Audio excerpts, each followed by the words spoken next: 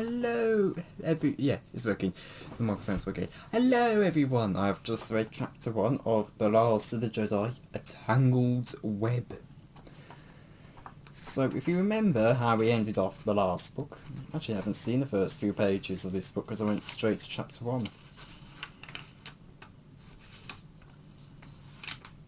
Okay, so, that's right. So if you remember how last book ended, Ferus and the gang, Ferus and the crew, as it describes them, got a message from Palpatine where he was offering Ferus an official pardon, and was also had an offer for him.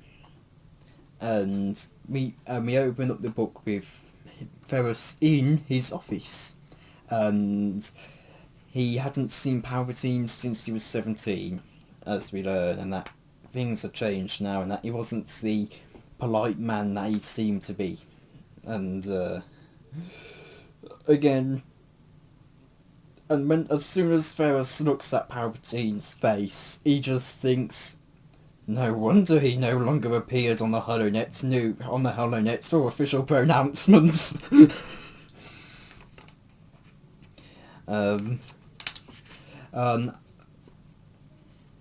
We learn that Obi-Wan had told him what had happened in the fight between him and Windu, but I don't actually recall him going into detail in the fight, about the fight. I could be wrong on that, but I don't remember him going into detail in the first book about about the fights for Mace Windu. I didn't even know Obi-Wan knew about the fight again with Mace Windu against Palpatine. But the dark side is very strong in Palpatine's office, and he's having to fight for his concentration. And Slime Massamida, 6 Royal Guards, and Moff Tarkin, not a Grand Moff yet, just Moff, are all in the room with them. And Ferus just thinks, all this for little old me. And we learn that it's been a few days since the contact, which does seem a bit because Palpatine did say,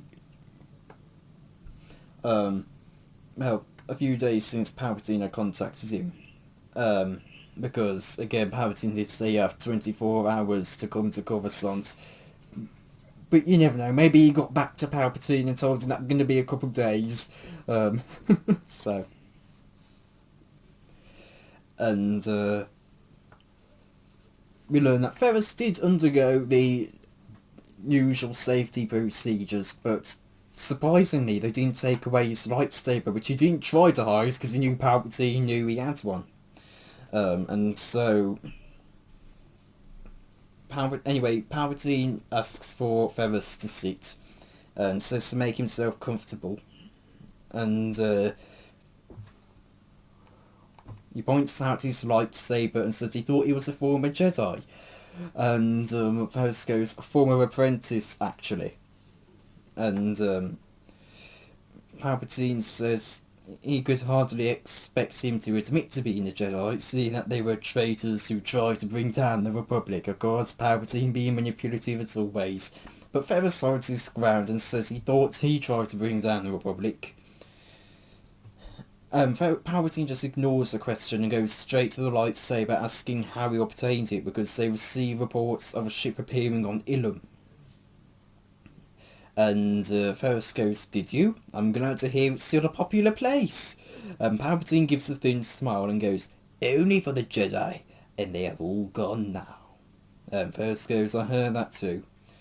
And Palpatine continues trying his manipulations, saying that that it was such a shame because the Jedi were so respected and they overstepped their bounds. And Ferus just goes, is that what happened? I had no idea. And he starts to sweat and just hopes Palpatine doesn't notice. And then he says that they should discuss why he brought him here. And we get a recap as to what has happened, and onto the group, which, funnily enough, Orion is not mentioned at all in this. Everyone else is mentioned except Orion.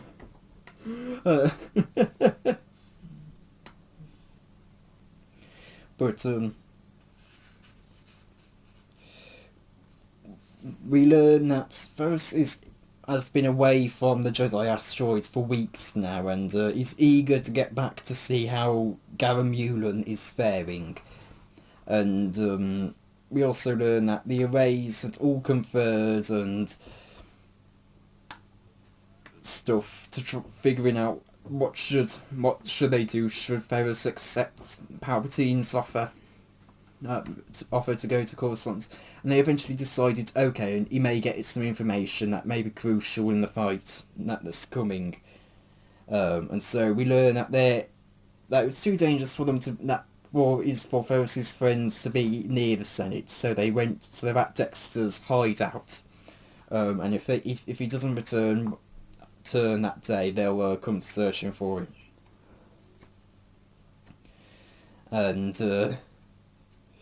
we learn that Ferus wants to break out of another Imperial prison, which, fair enough, he's already been into and had to break out of too. But Palpatine says, "I don't break promises. You will be allowed to leave once you hear my proposal. I'm hoping you will accept it, but if not, the door will be open. However, I have no doubt you will accept it." And Ferus, he's quite adamant in his head that Palpatine will not convince him. And Palpatine lets Tarkin brief Ferus. He explains that there's been a bug in the Samalia system in the city of Sath.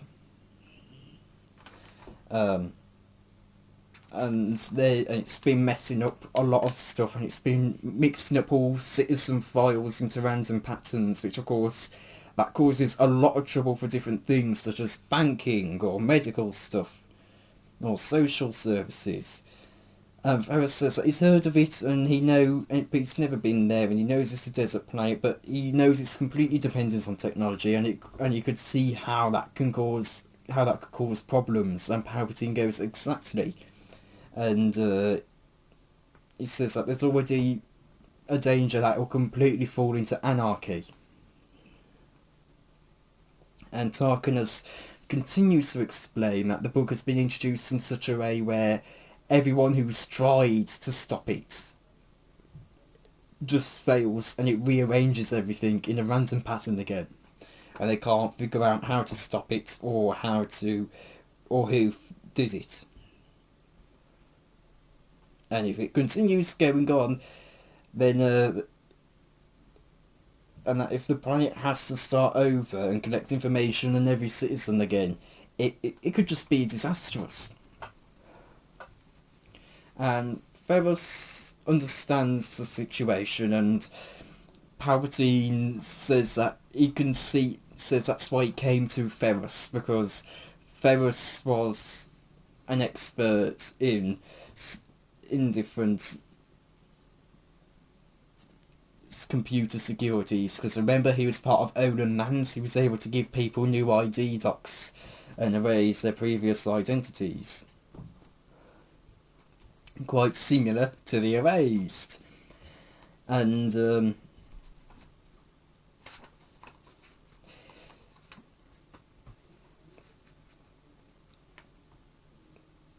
Palpatine explains that there's been no one else in the galaxy that's been able to do this, but he has faith in Ferus, and that Ferus is the best, as far as he knows, and that he wants to bring stability, and that Palpatine wants to bring stability to Somalia, and peace, and that's why the Empire rose. All the manipulations again, and Ferus just thinks, and if you believe that, you'll believe anything. And he says he appreciates his problem, but he won't help him, and he goes to leave, and he's fully expecting the guards to kill him as he goes by. But that's when Palpatine, just before he can get to the door, Palpatine says that there is one more thing, and Ferus stops, and Palpatine says some lines that didn't just strike Ferus hard, it struck me hard, because I was not expecting this, and I was not expecting one of the characters mentioned to get mentioned again in Last of the Jedi ever again. Palpatine says that You probably haven't heard the news that your partner, Roan Lance, has been arrested. And that hit me as hard as it hit Ferus. It probably hit Ferus harder, but still. And Ferus keeps his face to the door. He does not want to give Palpatine the satisfaction of seeing his face. And Palpatine also says that Donatel has also been captured. I was not expecting Donna, or Donna, whatever it's meant to be mentioned ever again. I was not expecting that. Yet she gets mentioned. She'll probably appear as spouse. I wasn't expecting that, but hooray, Donna's back. She was quite a fun character in the Desperate Mission. Anyway, and Ferus just finds the idea of her being in prison heart-wrenching. No, just wrenching, because she loved the solitude and being in the mountains. And when Ferus asks what their crime was, Palpatine says that it was a conspiracy against the government of Belarsa, and the thing is, the government of Belarsa is the Empire. And Ferus thinks, what a joke, nobody would be foolish enough to conspire against the Empire. But the thing is, you also got the 11 on Belarsa, if you remember, which are technically a resistance force, and by definition, I guess they could be considered conspirers. But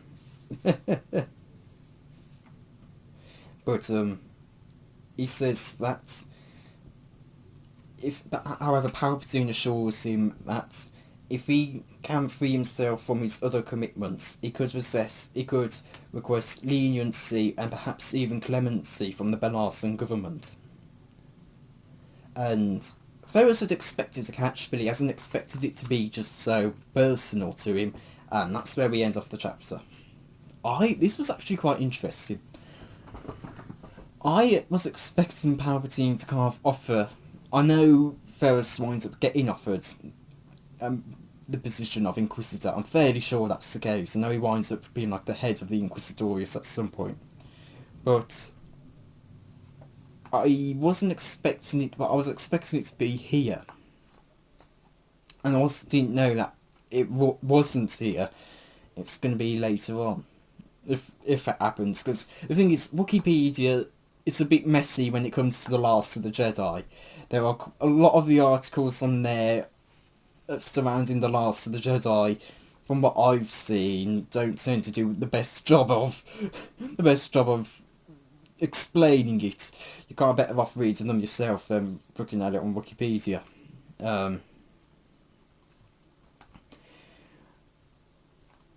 For quite a few articles at least. But I wasn't expecting Palpatine to offer him to help him in sorting out Somalia. I wasn't expecting anything like that. I thought it was going to be Palpatine offering Ferus a position in the Empire. But so this was quite a nice surprise. So yeah, I wasn't expecting this at all, and it took me by surprise, but I quite enjoyed the fact that it was surprising, and it wasn't what I expected. I think that's really improved it, I think. I do think Palpatine didn't come across as crafty as I hoped he would. But I think it's because he played it off as if he wasn't the big bad, if that makes sense. He was still trying to be... He was kind of being a more sadistic version of how he was during the Republic, if that makes sense. He's not the evil Sith that we're typically familiar with here. This is the evil Emperor that we're here seeing. It's got slightly different. There's a slight difference in how he plays it, and it's very interesting. But despite that, his manipulations are still there, and I was surprised that there wasn't a catch at first, even though I knew there were probably going to be something there, either trying, even though I kind of expected there would be something in, oh, you don't want to help the Empire, but I kind of knew what Ferus's decision was going to be. I think we all know, but I wasn't expecting there to be a catch for some reason, and I think even Ferus was kind of fitting himself or not realising there was going to be a catch. I'm fairly sure there is a line. Yeah, here it says, he must have been a fool to think for even a second that Palpatine would let him go. So, yeah, but it's going to be interesting to see how Last of the Jedi will progress.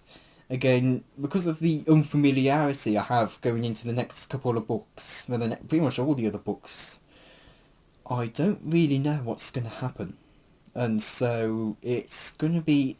So I'm kind of going into this, almost, at least in this book, completely blind. You know, this completely subverted my expectations of Ferus becoming an Inquisitor or double agent. So, you know, I am going into Tangled Web completely blind. So it's going to be interesting to see how the story progresses. And yeah, especially because I was mainly reading Last of the Jedi for the Inquisitor action. If you know me, I'm a big fan of the Inquisitors, so it's gonna. I know Hydra appears towards the end of the series, and I know she's in the last three, and it's mentioned in not the last, and it's mentioned in the book just before the last three. So that would be 2 books from now, or so 2 or 3. But yeah, anyway. I enjoy this chapter, and there is quite an eerie sense to it as well, and I like the atmosphere that was going on with this chapter. And also, that is partly in my head as well, so... But I think this was quite a good chapter to open up on. But it's very Jude Watson in the sense of it cut off the scene. Which, you know, I'm fine with. Again, it makes books more digestible because there are some moments in these books where if they aren't cut off, you're gonna have the whole scene going on for about 20 or so pages, which is a lot to take in. It is a lot to take in, 20 pages at least for me. So so I'm very glad she does break it down and make it a bit more digestible. But it is a very Jude Watson thing. So there are 138 pages.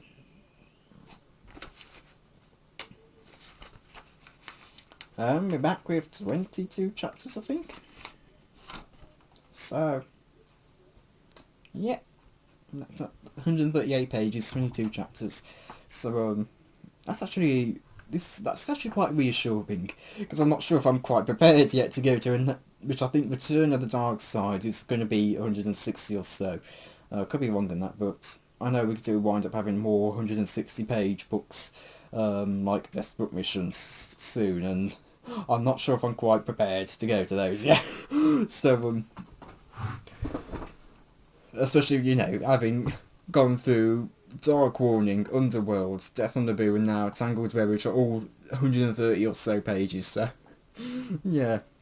But anyway, this is just dragging on, and I need to put together the compilation for Death on the Naboo because I haven't done that yet.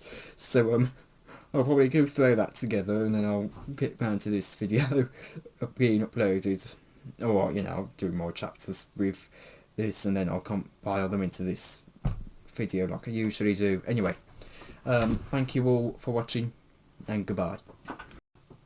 Hello everyone, I have just read Chapter 2 and the Last of the Jedi. Jedi? That's what Dirge used.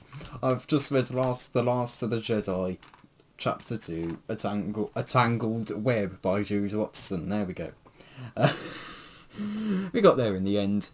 Not really a whole lot to talk about with this chapter. I think I'm going to actually start this off by filling in a little bit of what I hoped to see maybe a little bit more of in depth in the book, because I've had a bit more time to kind of gather some of my thoughts, and I do kind of wish we got to see a little bit more of the prison on Tamo.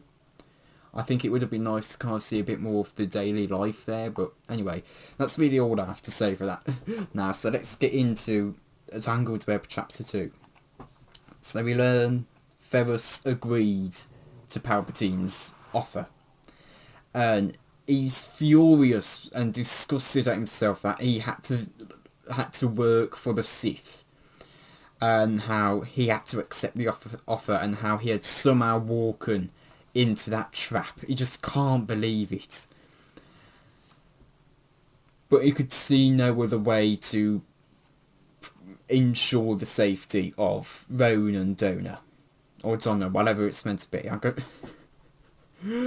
I can never... The thing is, Last of the Jedi really likes giving its characters really wacky names, particularly within like the first 2 books or so.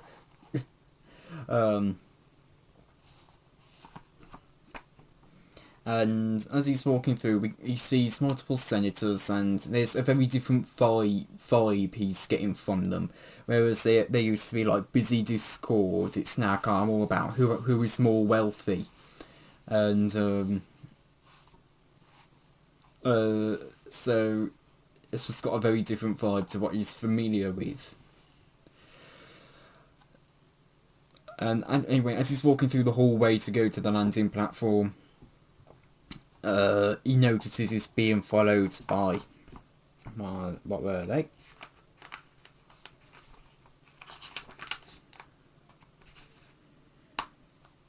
Prowler 1000 Seeker droids. And he knows they can be assigned... He knows that they are assigned to track pretty much any individual. And that he was certain that he was being tracked the moment he left Palpatine's office, and so he knew he couldn't contact Dex's Hideout, because in case comms were being monitored, and he also knew he couldn't go there because then he would just lead the Empire to the arrays, which, you know, that's not good. And so it very much feels hopeless.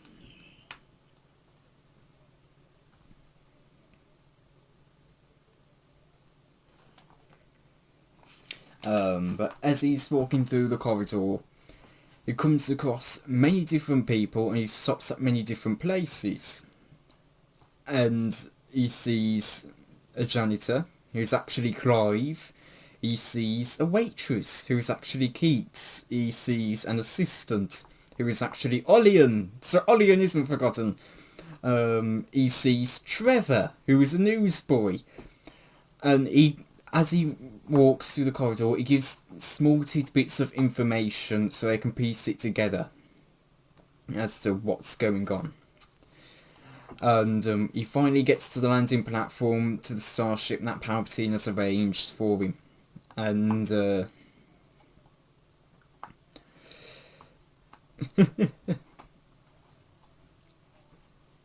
he's given a quick rundown by the officer that he's not to stop at any space stations. He won't need any refueling. He's to go straight to the Prime Minister on Somalia, to the Prime Minister's landing platform.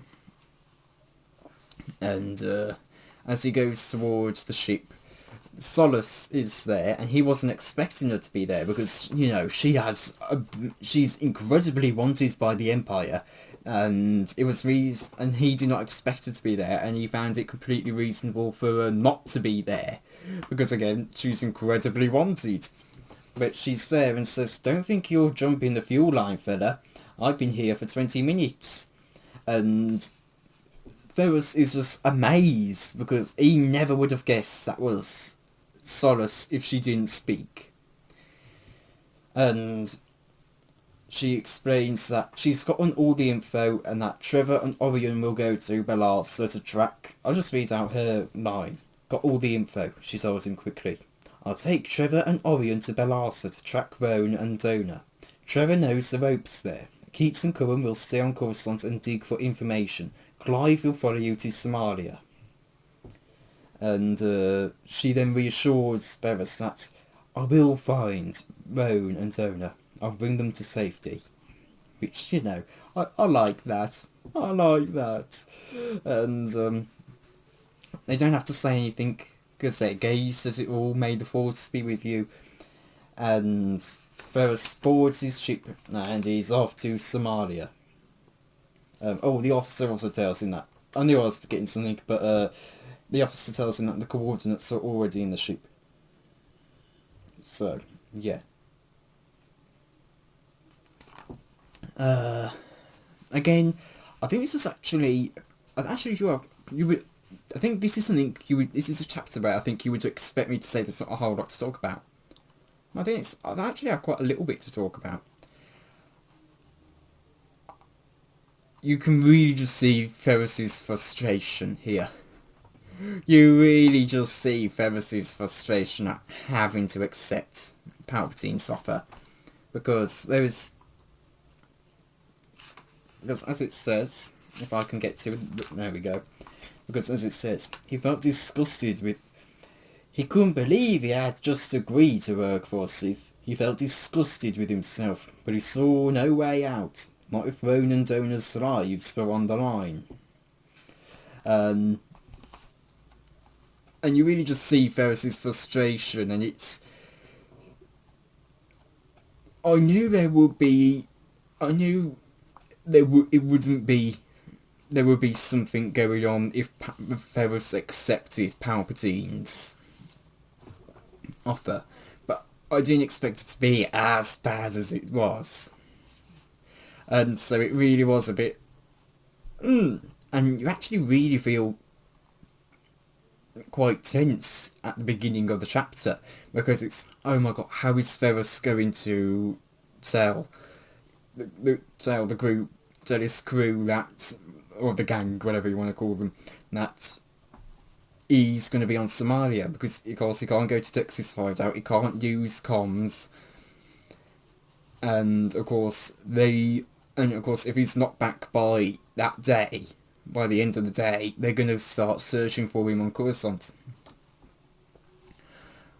But luckily, they all sneak in, and he very much appreciates it. He feels very much reassured. It says his heart feels full, and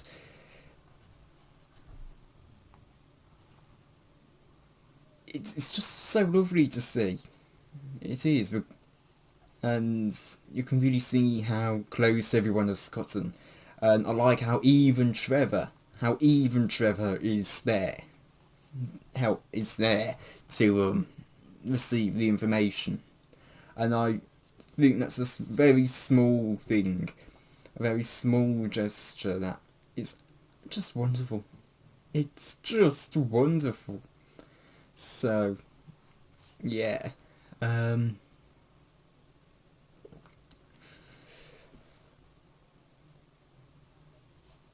I'm also happy Orion is in there, you know. I wasn't entirely sure if Orion was going to get mentioned or not. Oh, I completely missed something. Cullen Caladian is there as well as a pilot drinking a mug of tea by an opulent personal transport to the senators. And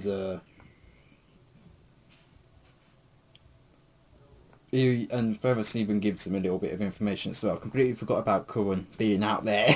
I only thought of Solus. But yeah, I quite enjoy this chapter, and I like how crafty everyone got to kind of catch up with Ferus and know what's going on. And it definitely feels like a very dangerous thing to do as well, because it's, again, they're not just saying danger, but it's... Surely the Seeker droid's gonna see Ferus at least speaking to one of them, you know. or at least overhear him talking to one of them.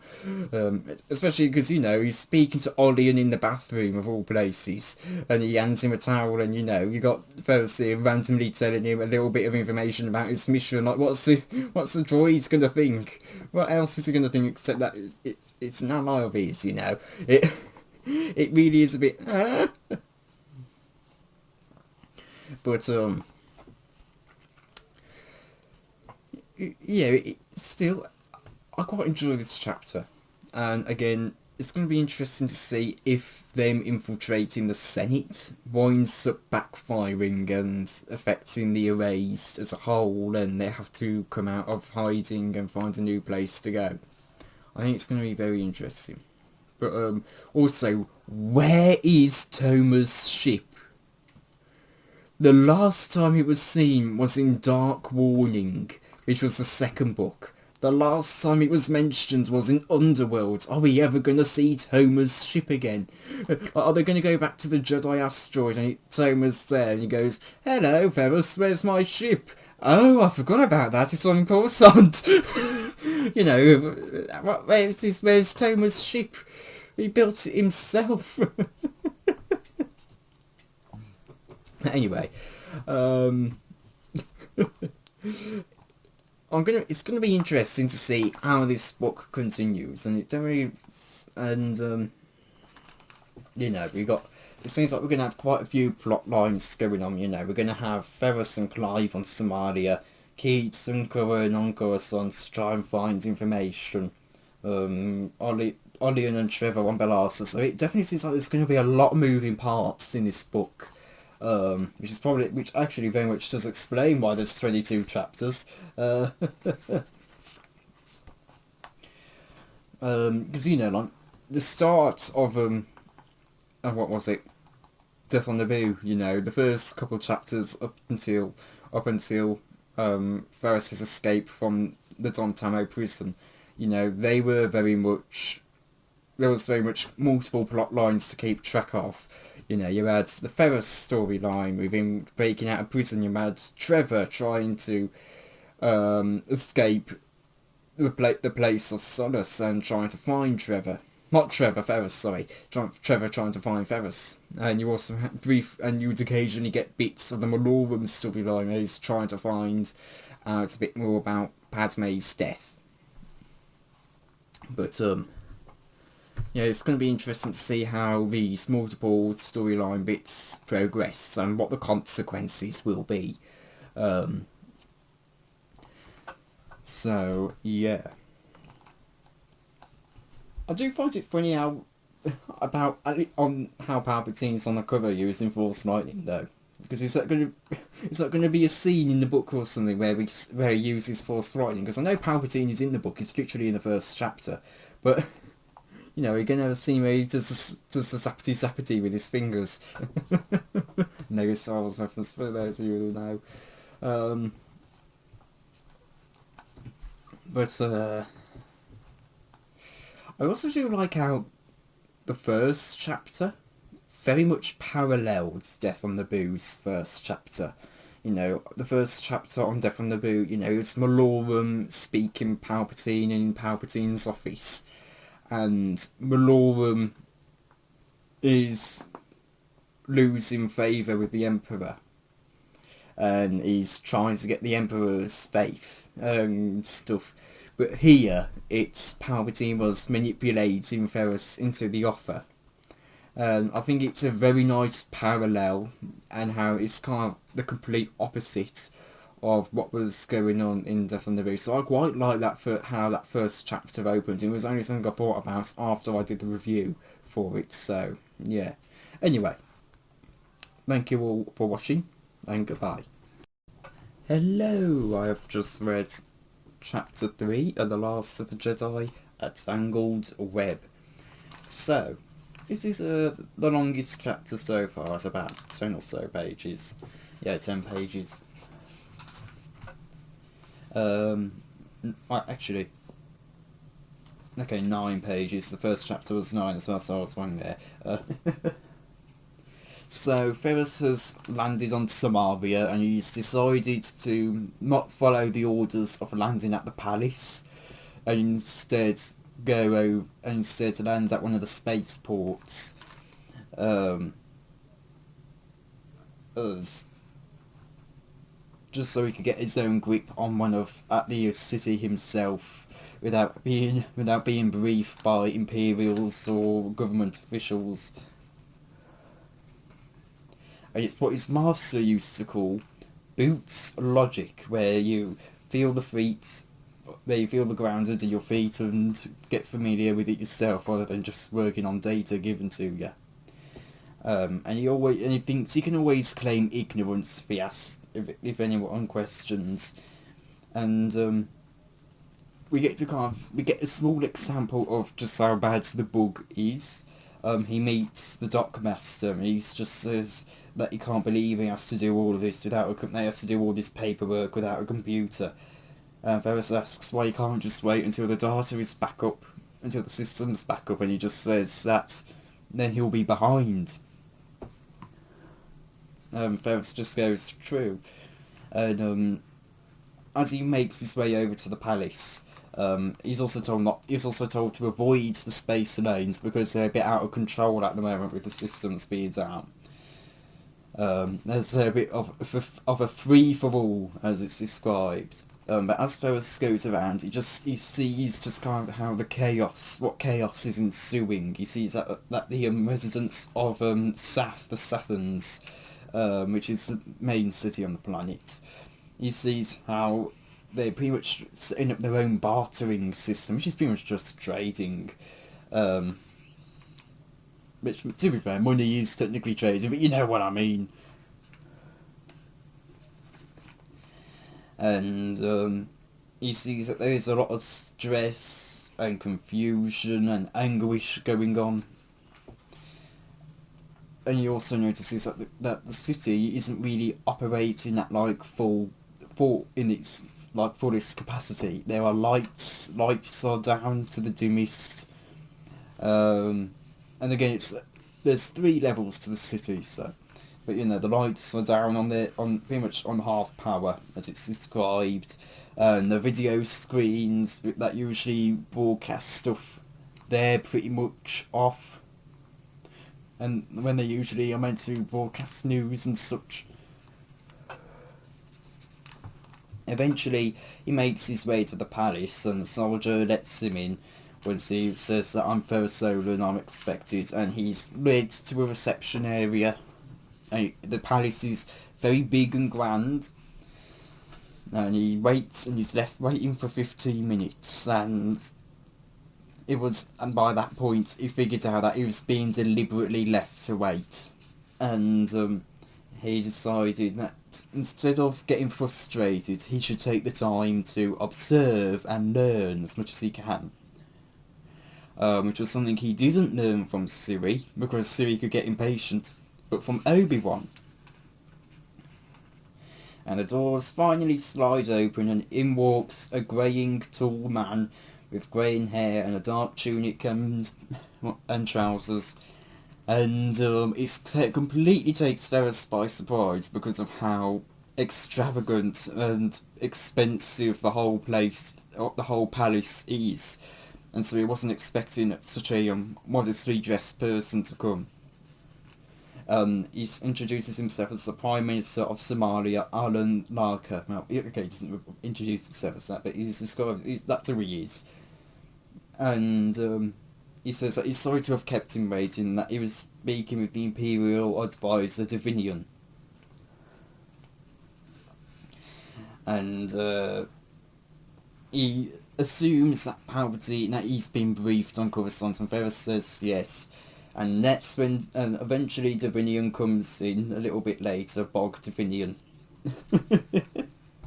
And I'm not sure if he appears in Jedi Quest. I'll have to check that actually, before I forget his name. Bog Divinian.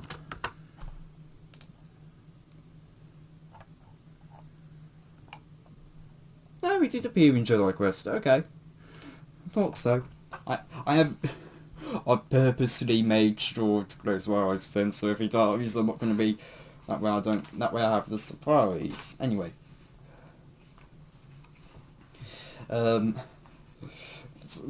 Apparently Bog tried to take Palpatine's position of power. He tried to rebel against Palpatine and take the title of Chancellor himself, so...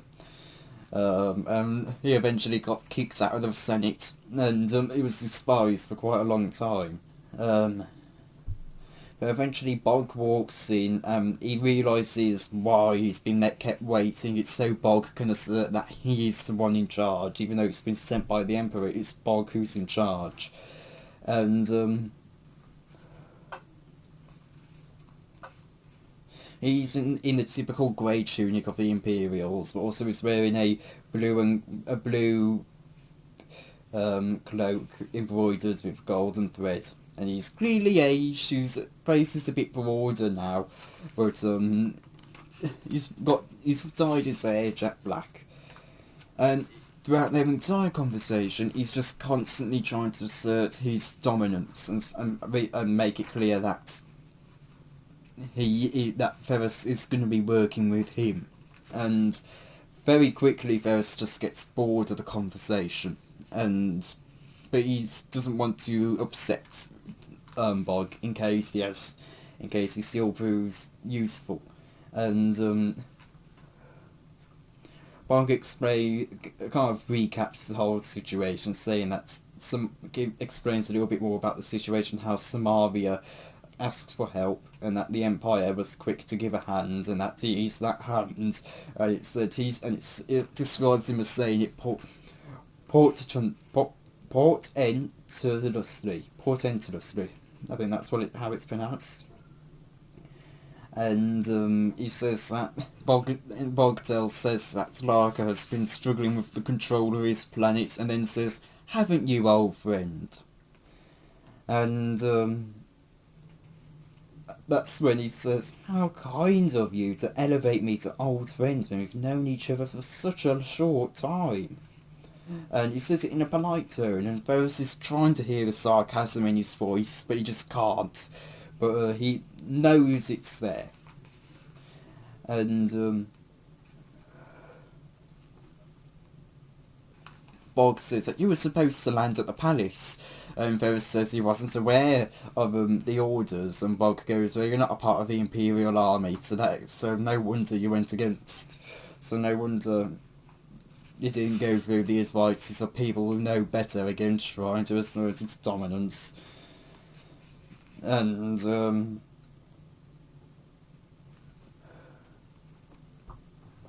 Ferus says that he walked, and then again it's just... Again, Bog keeps trying to assert his dominance. Ferus is just getting bored with him, and he talks to Barker about the situation, and if they've had any problems with law breaking, and he says, Larka, who is relieved to have his expertise consulted, as it says in the book, says that there hasn't been any cases yet, but they know the Sathans are making the best that they can. They find the hard time.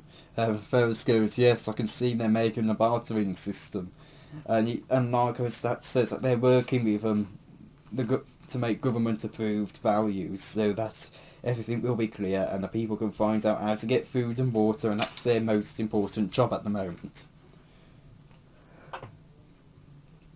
And he explains that, again, the Saboteur... We get a bit of a recap of the bug as well, and how the Saboteurs left no trace in the system, and every time they try to fix it, something else malfunctions. Sometime one day things work, a specific thing is working, and the next it's not. And Ferus goes up, he's seen this kind of bug before. And Bog, who is not very pleased to be excluded, says that they're sure they can crack it, and then they can get everything under control. And that's when Ferus realises that that the Empire and Bog are trying to get Samaria under their control. And Ferus would do all the work, Bog would take all the credit, and you will rise in the hierarchy. And Bog still thinks that this is all a big that is big grand plans shrouded in mystery, and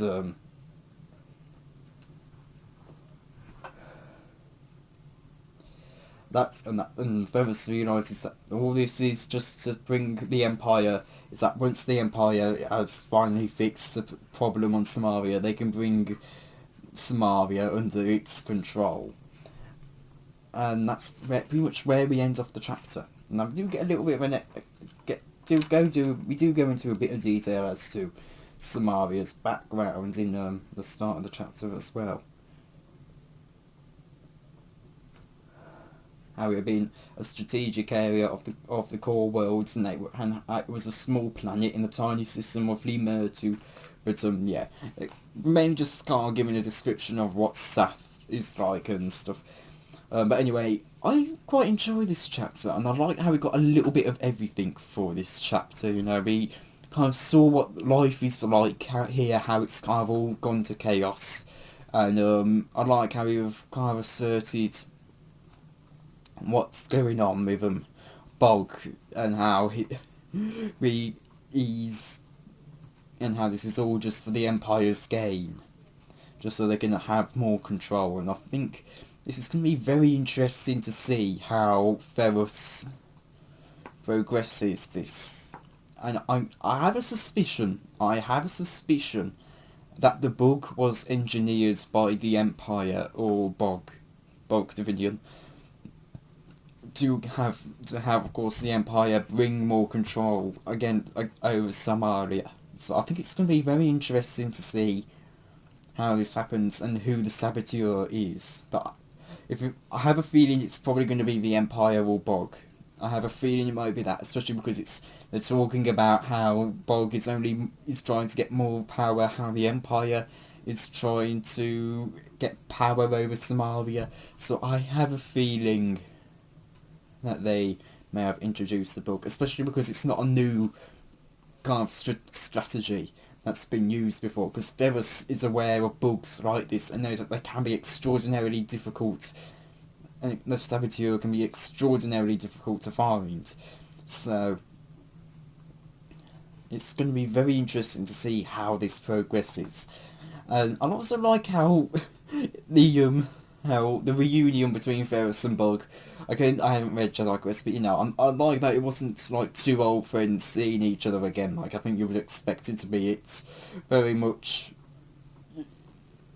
the complete opposite of that. You know, you've got Bog who's constantly trying to put down Ferus and make it clear, you answer to me, you are doing stuff for me. So yeah, it's going to be interesting to see how this progresses. So yeah. Anyway, thank you all for watching, and goodbye. Hello everyone, I've just read Chapter 4 of The Last of the Jedi, A Tangled Web. So we're finally on Usa. And Solus, Orion and Trevor are there. And we learn what the plan is. So we also... Well, first off, we see how Trevor's quite uneasy coming back, because of course he's wanted on Balasa. He's got the death penalty out for him, and going through all the procedures is making him quite uneasy, and even just being on Balasa is making him uneasy because it's a place full of bad memories for him. It's where he lost his family, so you really can feel for him here. But we learn that Dexter Jetster got them ID docs within an hour, was able to throw up some costumes to make them look like rich Coruscanti, and the plan was for Solus to be the mother of Trevor, with Orion as their bodyguard. And Solus very quickly and surprisingly went along with the plan, and the whole sequence is absolutely hilarious, because Solus is just completely not herself, because she really is no nonsense, very kind of stoic, gritty, Again, no nonsense, very serious character. And here she's kind of being the bossy rich mother. And it's a complete contrast to her character. She's ordering the Imperials about, etc. And it's absolutely hilarious to read because it's just so not her character.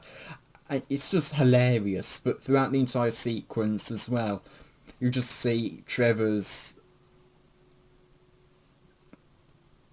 kind of panic and uneasiness as well, and it's quite interesting. And they are also disguised as corresponding here for the famous spa treatment, and let me see if I can find the interaction.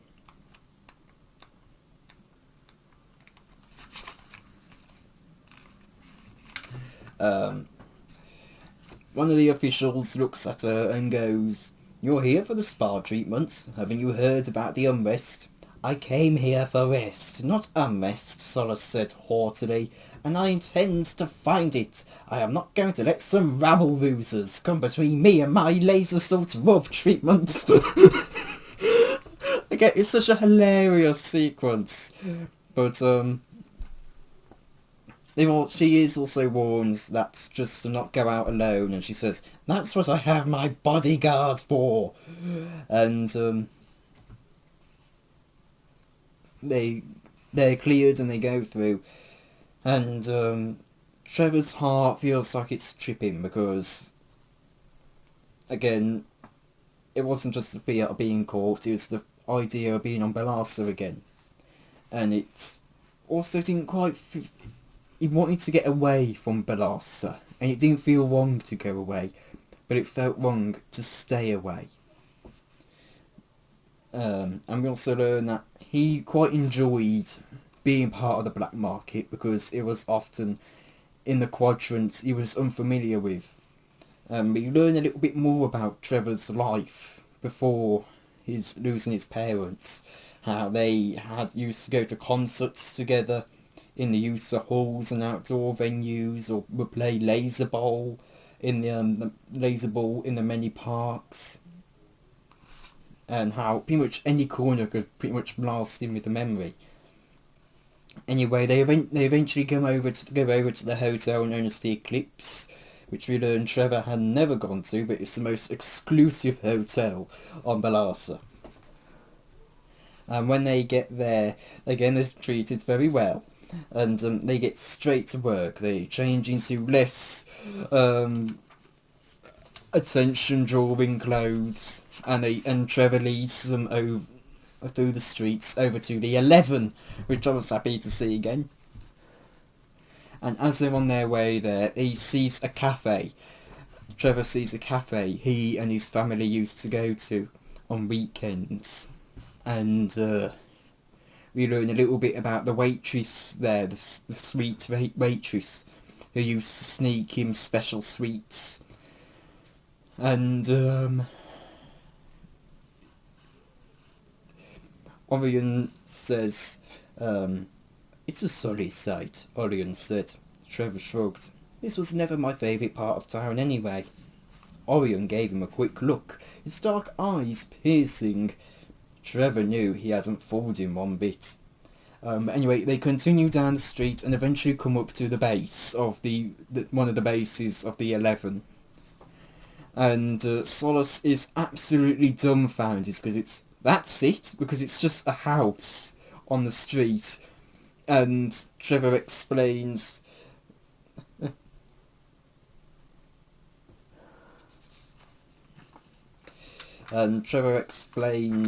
that the youths have incredible loyalty to each other, and that's the point. It's meant to be hidden.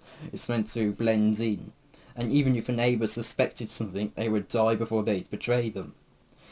And we also learn a little bit more as well about Trevor's family, how his father had known Dr. Amy Anton, if you remember from the first book, and we learn that Trevor was one of the few originally allowed into their original hideout. and that he knows his father and brother would have joined the 11 if they hadn't died.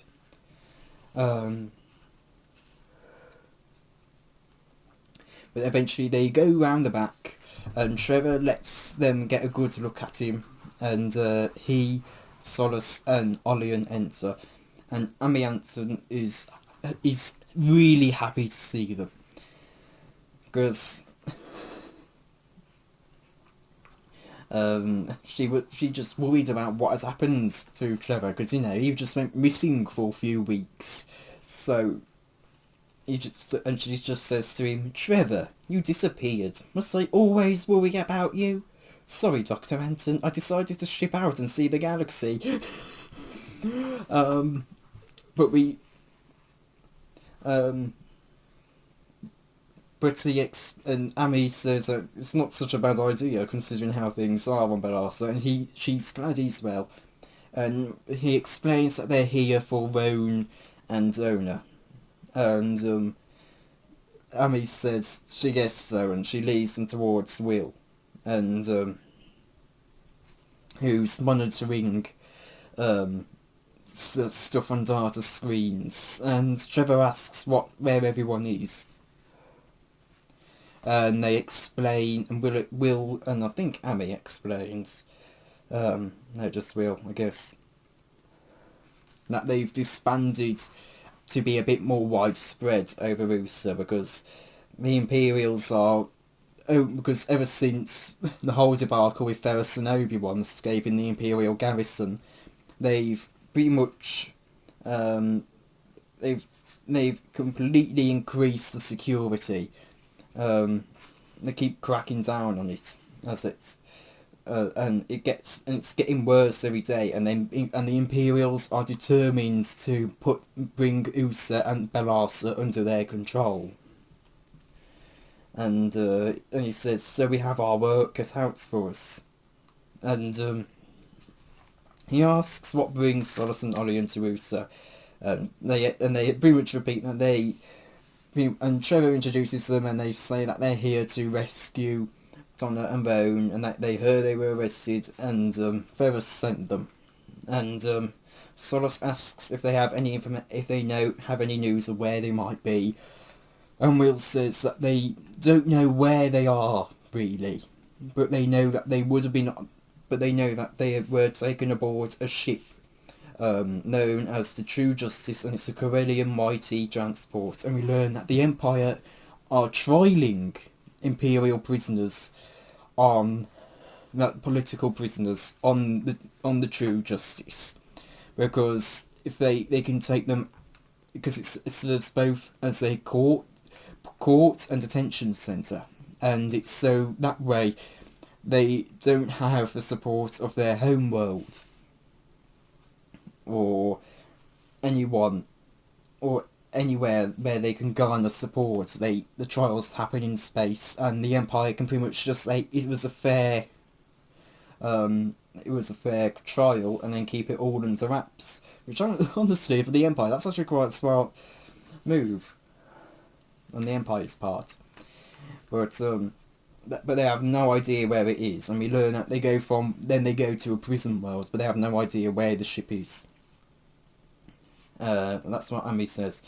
And Solace asks if they know where the ship left from, but they don't.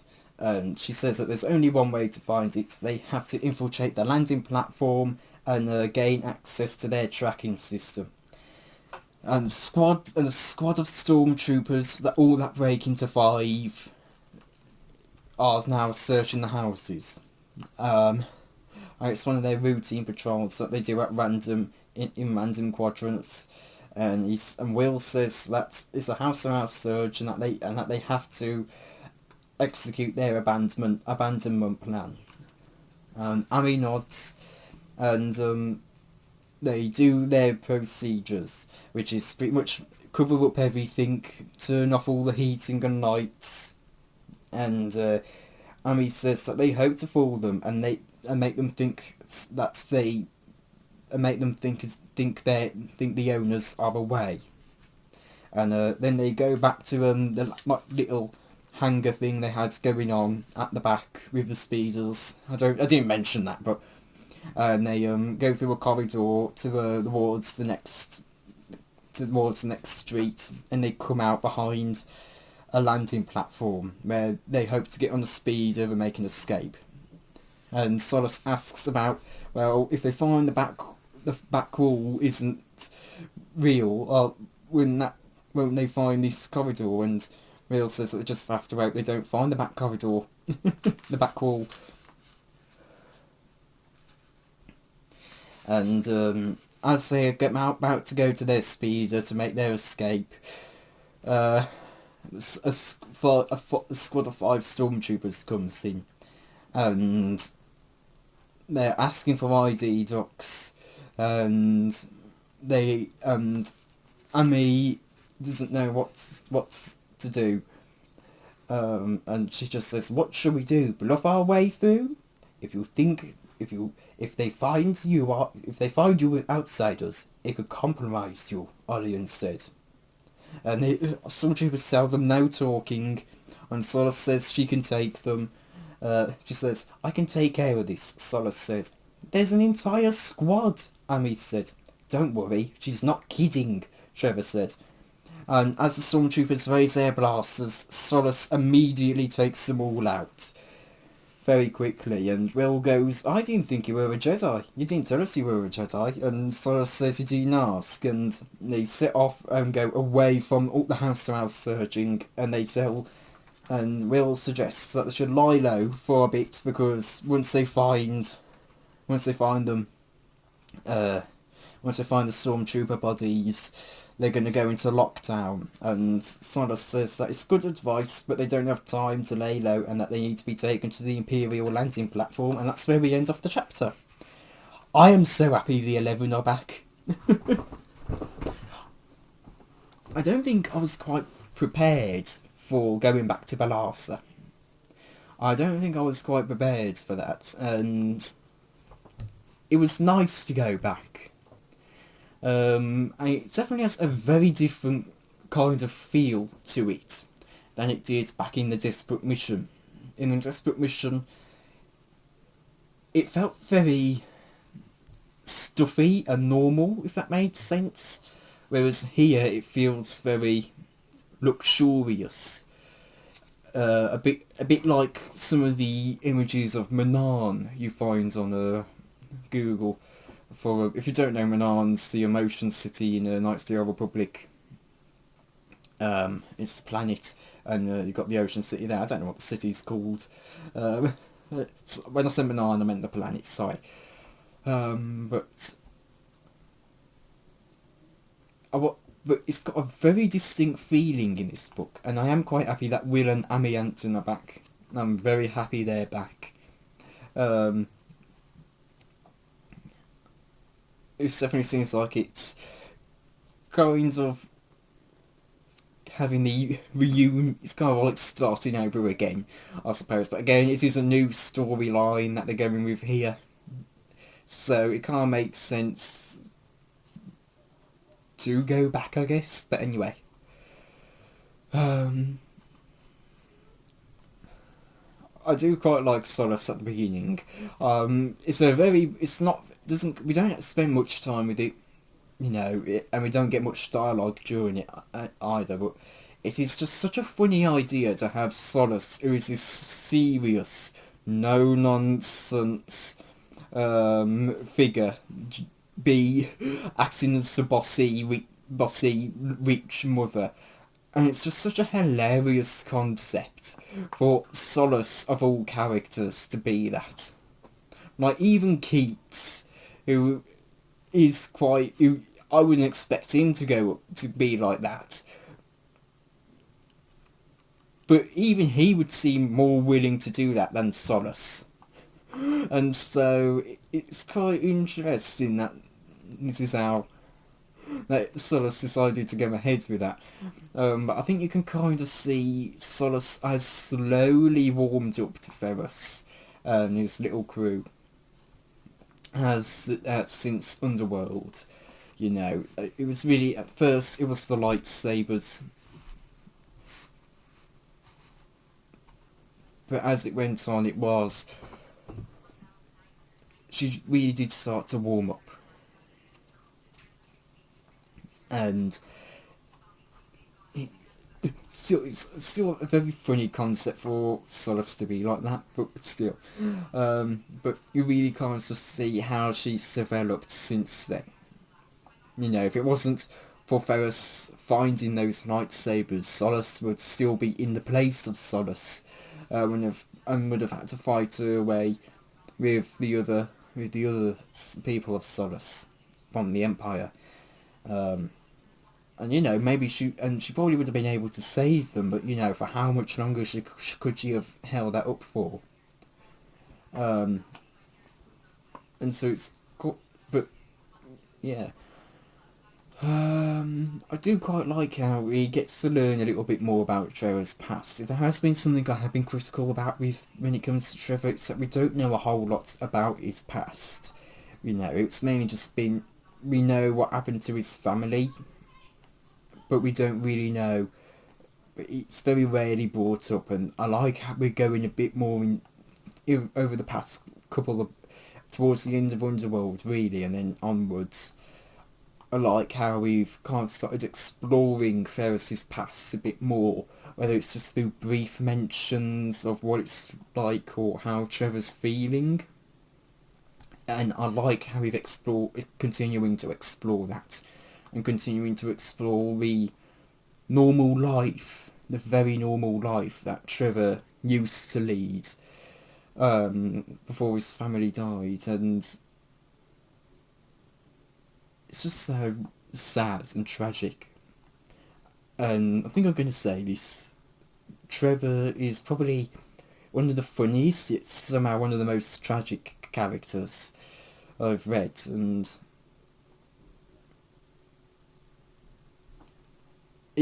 he keeps it bottled up, and you really just tell he just needs to get it all out. He just needs to get it all out, but he doesn't. He keeps it bottled up inside him, and it really just makes you feel for him. It really, really does. But at the same time, it's nice to see he still has some familiarity, some warmth and happiness with some people he knows, like Ferus, like Amy Anton. And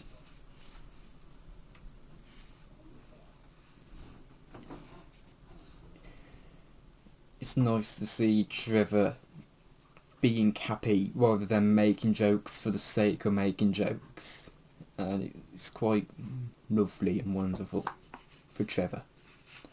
So yeah.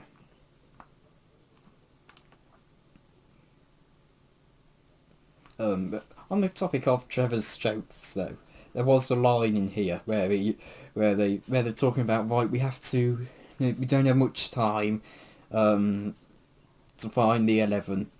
We have about 8 hours until, she said, sort of,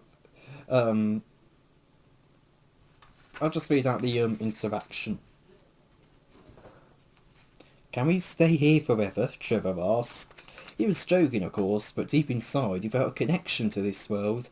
It hadn't been wrong to leave, but it felt wrong to stay away. "Just today," Solace said. "Maybe less if they figure out the account number I gave them was a phony. Dex said we have about 8 hours until it comes up blank." "Let's get moving," Olian said. "What? No room service?" Trevor asked with a grin.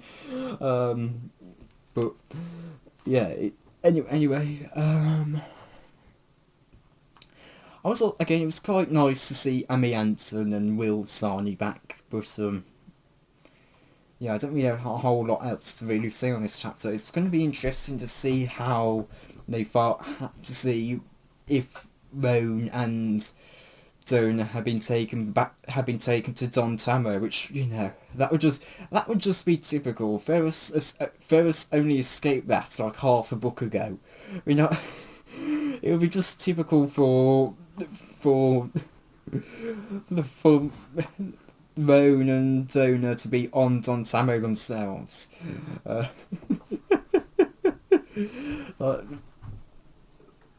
So yeah, but anyway, I think that's about it I have to say. So yeah, thank you all for watching, and goodbye. Hello!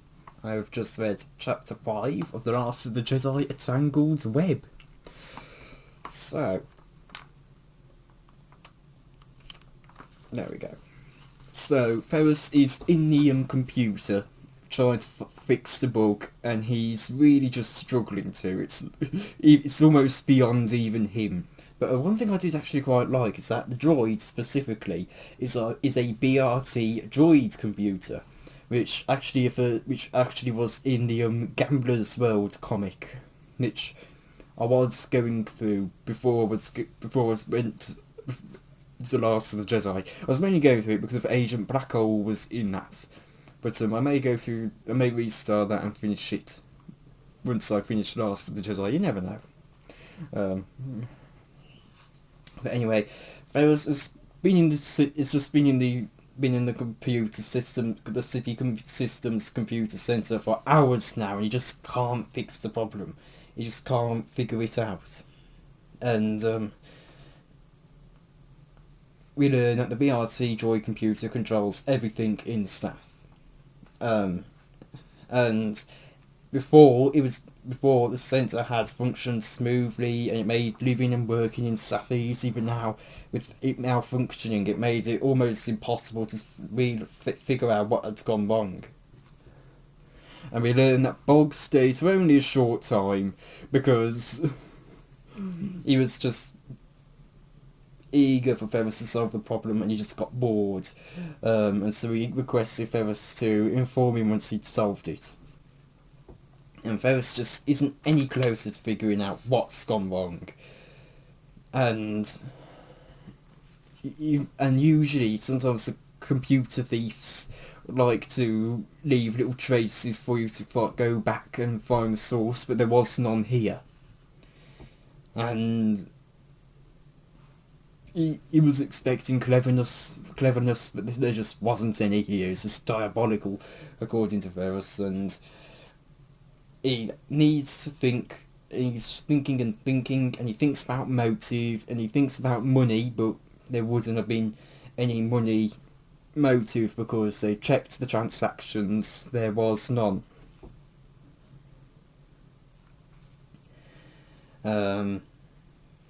And he wondered if a citizen had been trying to get out of paying some of the heavy taxes that most Sathans have to pay in order to live the quite perfect lives they lead, and he thought if that was the case, there would be no way to track it. Along with all the birth and death records, the tax rolls were just a mess. And he thinks maybe they were trying to cover something up, or maybe it was revenge. And he decides, and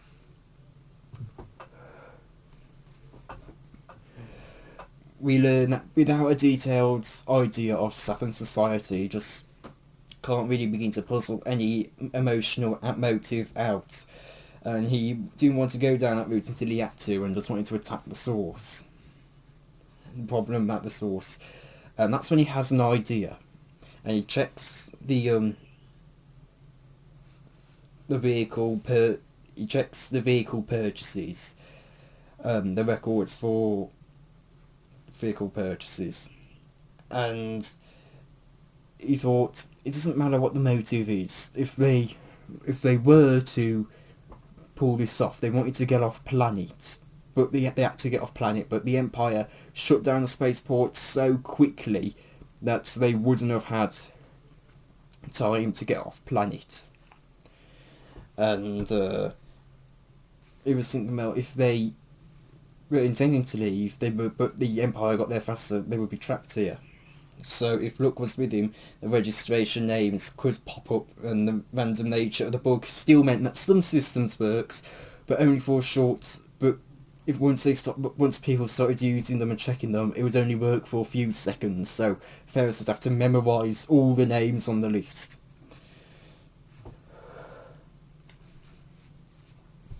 And eventually all the names pop up, and Ferus tries to print it out, but but the computer known as Platform 7 just says, sorry, unable, and he's heard that so many times, and he's sure, he's just starting to imagine it being, it's having regret in its voice.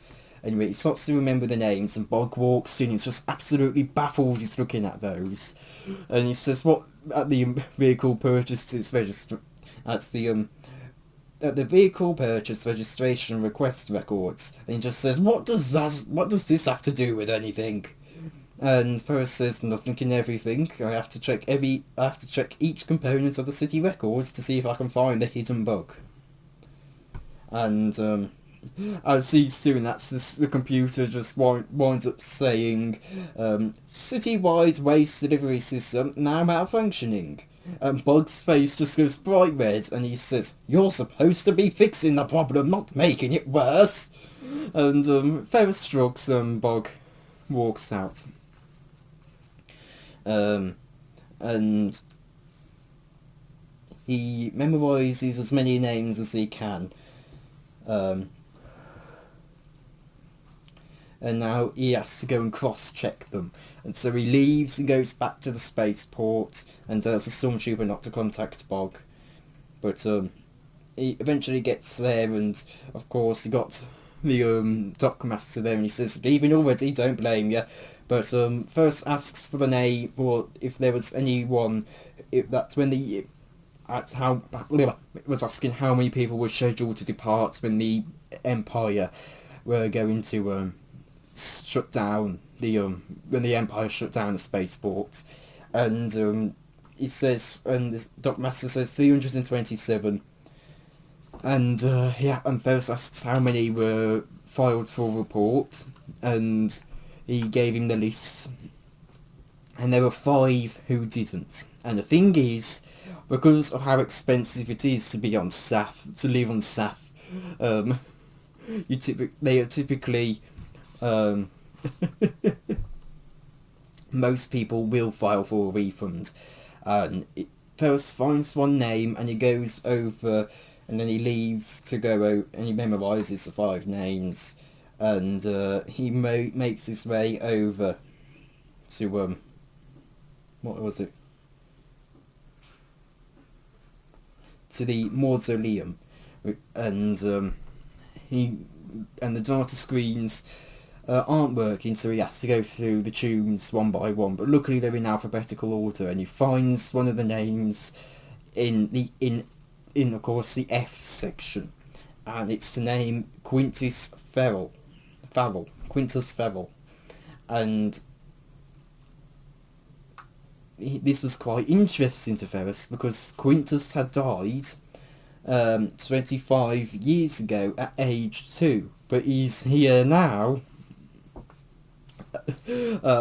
trying to leave Saf, and we learn that someone had stolen his name and ID information, and we learn that it was a common way to get an alias, given that it was easier to just find a name and forge ID docs for something that has already been recorded. And of course the birth and death records are completely messed up, so of course the saboteur thinks that they're covered. But of course, by cross-referencing the landing platform records with this, Ferus has found his first clue, and he starts thinking before he leaves that the longer he leaves the Seeker droid to track him, the more information he'd be given to Bog and the Empire. And he wants to find the saboteur himself, and then decide what to do from there. And he doesn't want to give the Empire control of Somalia. And he just has to hope that Soros and Odion and Trevor can find Roan and Zona and feed them before he has to make a choice. And he steps out into the street again, and that's when the Skyhopper comes, and it's Clive, and he goes, "Air taxi, sir."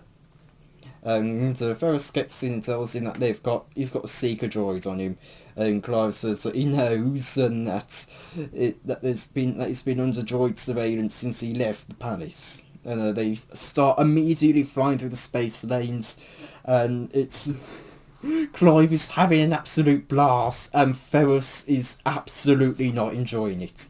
Ferus goes, "This is insane!" And Clive cackles and goes, "Isn't it great?" And the whole time Clive is kind of barely holding it to, our Clive he's half sane, and he goes, "Oops, I keep forgetting about my lack of starboard visibility. And he taps on the nav screen and says, "This keeps blitzing in and out. Great. Keep an eye out on starboard, will you?" And they keep dodging and weaving through the air lanes or space lanes, whatever. And eventually they are able to lose the Seeker inside a very tight alley. And the Seeker blows up, and yes, and Clive asks where he should take Ferus, and he says the 107th district, and step on it. And Clive goes, "Music to my ears," and that's where we end this chapter off. I think this is quite. I very much like how Ferus was able to figure it out, and I like how Ferus, it's taking him quite, even for him it's quite difficult to try and figure it out, and he has to stop thinking through methods he's familiar with and start thinking in a new way to try and figure this out. And I think it's quite interesting that someone's taken the name of a dead 2-year-old to, of course, try and do this. It's going to be interesting to see, again, who this Quintus Farrell is. Again, I have my suspicions it might be Bog or the Empire, but we're going to see. Maybe even just, but it could wind up just being some random guy called Bob. Bog and Bob. But yeah, it's going to be interesting to see who this person is. And again, I quite enjoyed how Ferus figured this first clue out. Clive, he's half sane and it's very fun, but it would not be a good time being with him. It's fun to read him, it wouldn't be fun to be, in the ship with him, but the whole sequence with Clive in the air taxi is absolutely hilarious. And I also do quite like how Ferus is still trying to work against the Empire while working for the Empire. And it's going to be interesting to see how he fixes this bug and tries not to bring the Empire's command over Somalia. Because again, that is his intention, because as it does say, before he left he paused, the longer he let the Seeker droid track him, the more information he'd be given to Bog and the Empire. He wanted to find the saboteur himself, then decided what to do. He needs to make sure that he wasn't handing over the planet to Imperial control, and that he has to hope that, of course, Ron and Zona are freed before he has to make a decision. So yeah, it's going to be quite interesting to see how this progresses, and it's going to be, I know the next chapter is on Coruscant, so I assume that's going to be with Keats and Cohen. So again, it's going to be interesting to see what they find and what their purpose for still being on Coruscant is. But yeah, I think that's about it I have to say for this chapter. Thank you all for watching, and goodbye. Hello, I've just read chapter 7. Hold on. Not chapter 7, sorry, chapter 6 of The Last of the Jedi, A Tangled Web. I mean, it's getting quite tangled. So this chapter introduces us to another one of our villains for this book, who's appeared in previous Star Wars books, specifically, I think it's one of the Jedi Apprentice books, and I know he appears in Jedi Quest, because I did a Google search of him. Again, I don't know if he dies or not because I keep my eyes closed when it goes to the top of the page. I always just check the bottom part of the page. And this is the Senator, and also now a confidant and advisor to Palpatine, Sono Solo, which is quite a funny name. And we learn that he's impatient, but anyone looking at him wouldn't think so. And we learn that he has a lightsaber in his office, which the duo who sold it to him told him it was from Mace Windu, but he didn't care to verify that information. He just cared that it was there, and it just pleased him to imagine it. And again, I haven't read Jedi Quest or Jedi Apprentice, so this is my introduction to Solo. And again, one thing Jude Watson does very well is that she gives enough information to give you the necessary picture for the book when you're reading it. So you don't need to read Jedi Quest or Jedi Apprentice to understand what's going on. It helps. I assume it would help to read it, but you don't have to read it. And I think that's something she does very well. But anyway, we learn a bit more about how he's put Obi-Wan Kenobi on trial and how much he hated the Jedi all his life. And we learn a little bit about Solo's plans, how he was now one of the most powerful senators in the Emperor's inner circle, how he became a confidant and an advisor. There we go. That was really tough then. And an advisor. And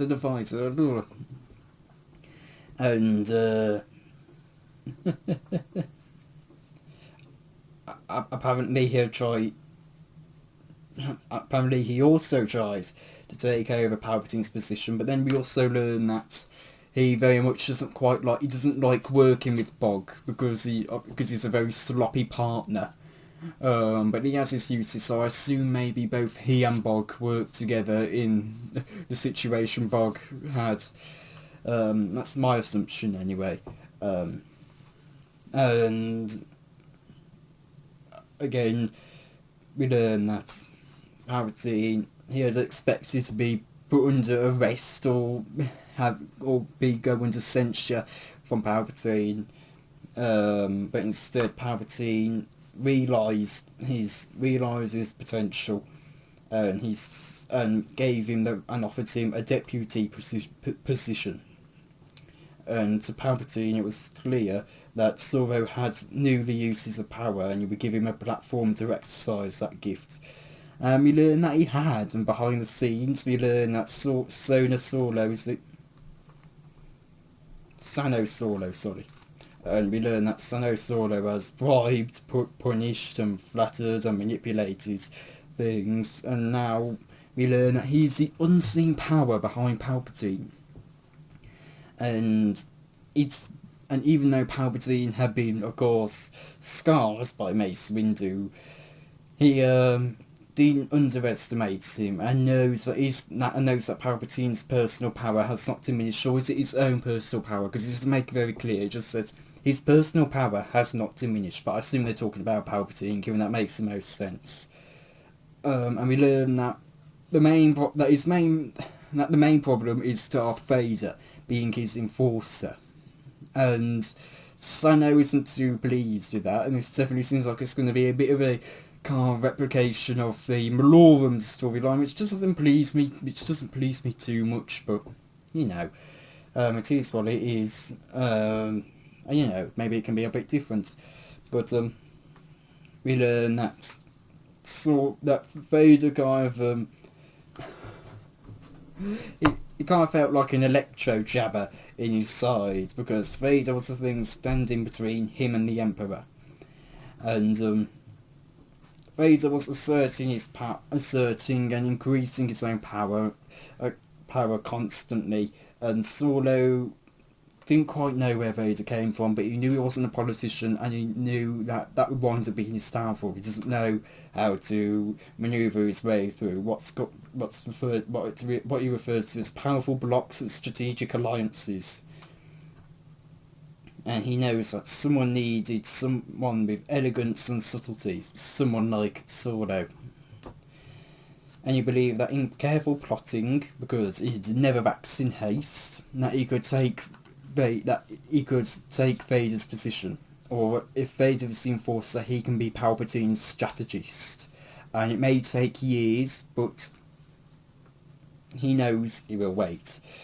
And eventually he hopes to demonstrate to Palpatine that he should be his second in command and not Vader. He just needs to know how to impress Palpatine enough to get to that position. And he knows he has to go above and beyond what he's done in the past, and he has to anticipate rather than act from yesterday. That's when he gets called by Bog. He says that everything's going according to plan, and we learn that Bog likes to keep things vague, because it makes him seem like he wasn't pinned down, and that he could be seen as marvellously efficient. Bog says that as we learn, there was a there's a sensor tag on Ferus's boot that got attached itself to his boot when Ferus stepped forward to greet Bog. And we learn that he also had a bit of extra surveillance with the Seeker droid. And he says that the Seeker droid was destroyed within the unruly traffic, and Solo just says, "Oh, you idiot. Ferus Solon purposely made sure it was destroyed." And he knows he was going to be tracked.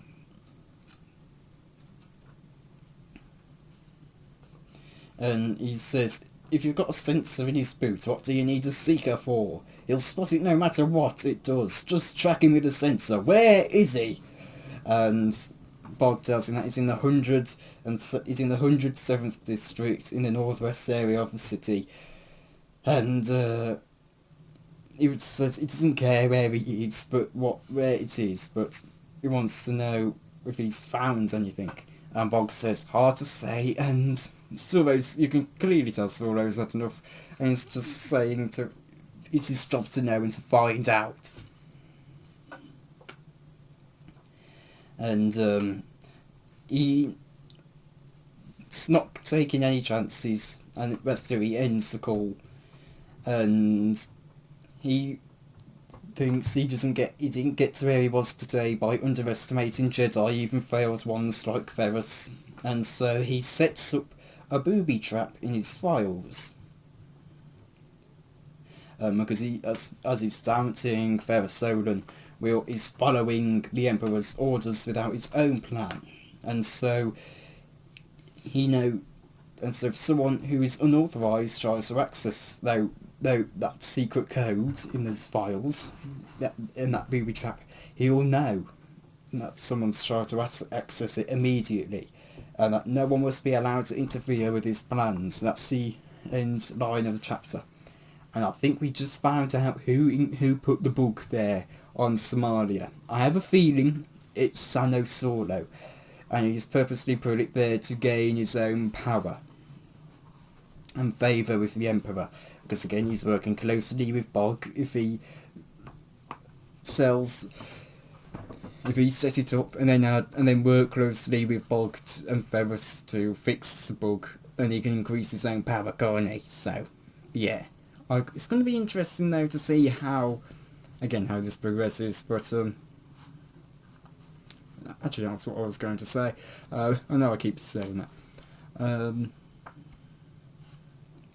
It is going to be interesting to see what goes on with Sano's plans, because again, while it was made clear that he's after Vader's position, it's going to be curious to see just how he gets there specifically. I know we know he doesn't, but again, it's going to be interesting to see what he has to do to try and get there. And it's going to be interesting what that booby trap is going to wind up being for. But is it so? Because I have a feeling, because I assume if he is the one who set up the book, he doesn't want to be found out by Palpatine for setting it up in the first place, because that could probably make him lose power rather than gain it. And so it is, it's essential that he can't mislead Ferus. I guess brings him up to a different conclusion. And makes sure he doesn't find out it's him. I assume that's what's going on. Assuming that he's the one that set up the bug. But, that's what it seems to be to me. I have a feeling it is Sano Solo who set up the bug, but... I don't know. We don't know yet. We'll see. But, yeah, it's going to be interesting to see how each and everything will unfold. Looks like the next chapter is going to be back at USA with Solus, Trevor, Ollie and Will, Amy, getting to the landing platform to track where the ship is.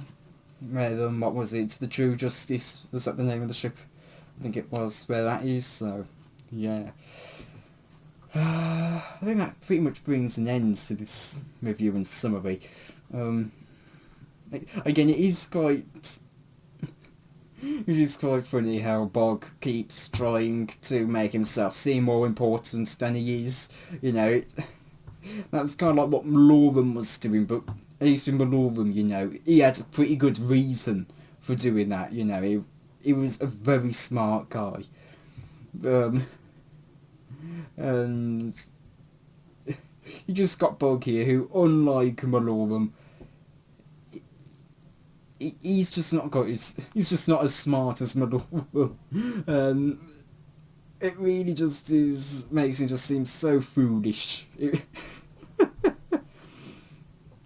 And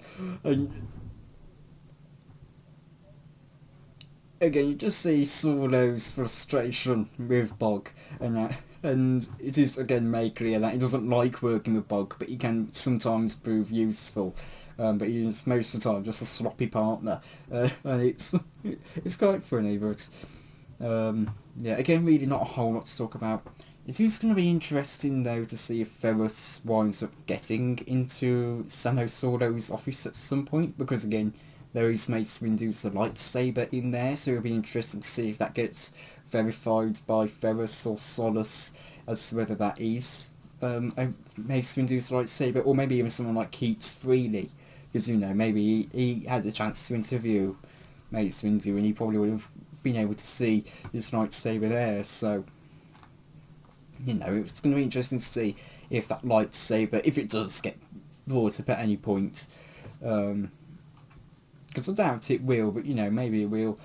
It's going to be interesting to see if that lightsaber is actually Mace Windu's, because again, it hasn't been verified by Sano. Didn't verify it. It just pleased him that to have a broken Jedi artifact, a lightsaber in his office, because again, how much he hates them. So yeah. Anyway, I think that pretty much brings an end to this. I don't really have much else to say really. So yeah. Thank you all for watching, and goodbye.